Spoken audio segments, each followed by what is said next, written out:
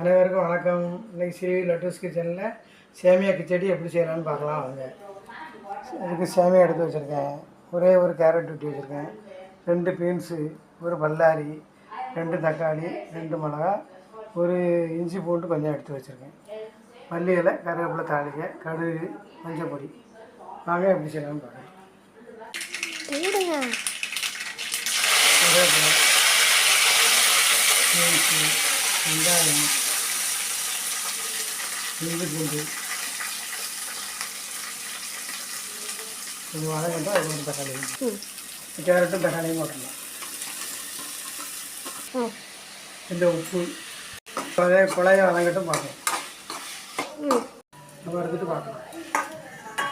வறுத்துட்டு காட்டுறேன். தண்ணி ஊற்றுறேன்.